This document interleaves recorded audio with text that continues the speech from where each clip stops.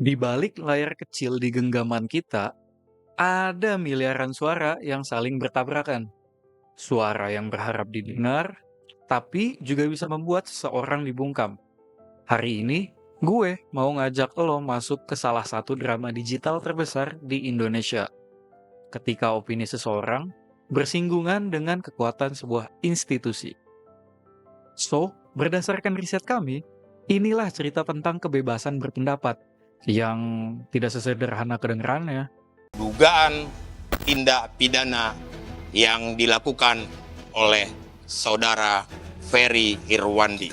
Kalau memang mau diproses hukum ya, ini kan negara hukum, kita jalani bersama gitu. CEO Malaka Project sekaligus influencer Ferry Irwandi kini diperhadapkan dengan ancaman pelaporan oleh TNI usai Dansat Siber TNI Brigjen Juwinta Sembiring ungkap temuan dugaan tindak pidana yang dilakukan Ferry.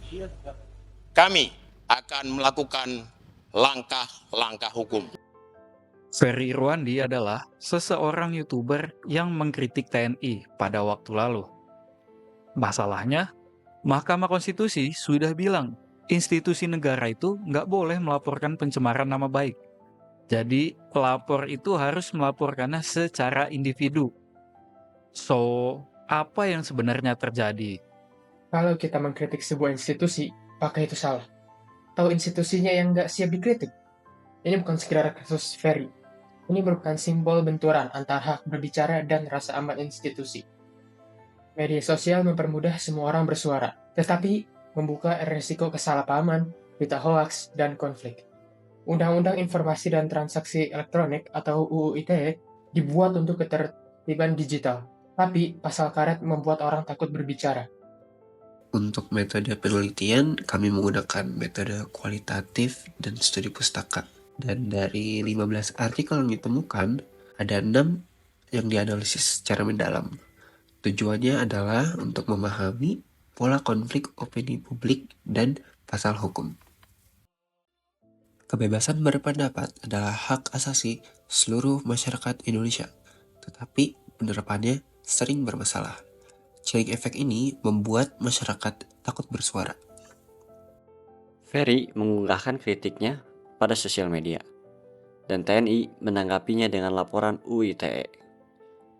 Namun, putusan MK mengatakan bahwa institusi negara tidak dapat melaporkan pencemaran nama baik.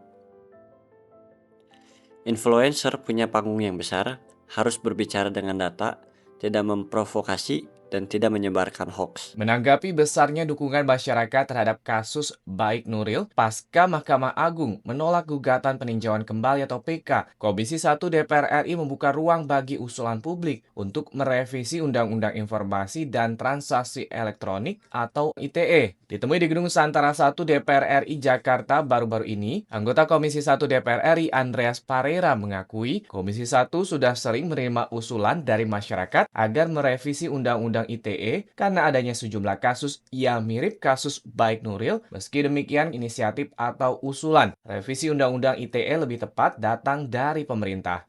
Perkembangan teknologi itu seringkali berjalan lebih cepat dari aturan yang kita buat gitu.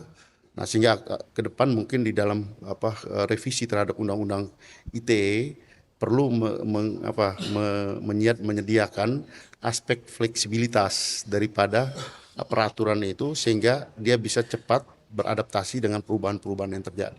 Sementara itu ditanyakan adanya potensi maladministrasi dalam penolakan PK oleh Mahkamah Agung, Komisioner Ombudsman Adrianus Meliala menjelaskan pihaknya tidak berwenang untuk mengkaji atau menilai pertimbangan Hakim Agung. Jika terkait potensi maladministrasi saat proses pengadilan berlangsung, Ombudsman akan melakukan penyelidikan sebagai bahan pertimbangan bagi Presiden untuk memberikan grasi. Betulkah bahwa pengabaian itu masuk dalam ranah pertimbangan dari Mahkamah Agung.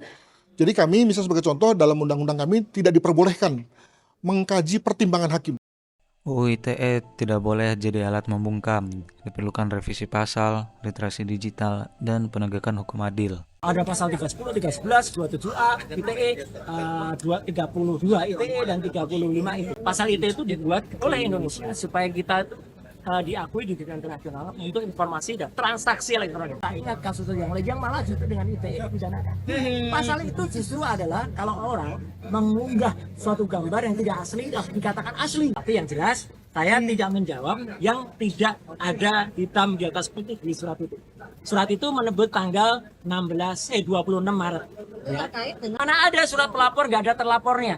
Kalau ternyata terlapor itu adalah saudara kita, apalagi kalau terlapornya itu nantinya kita, ya maka kita berhak untuk diam. Gitu. Jadi satu, nggak ada lapornya.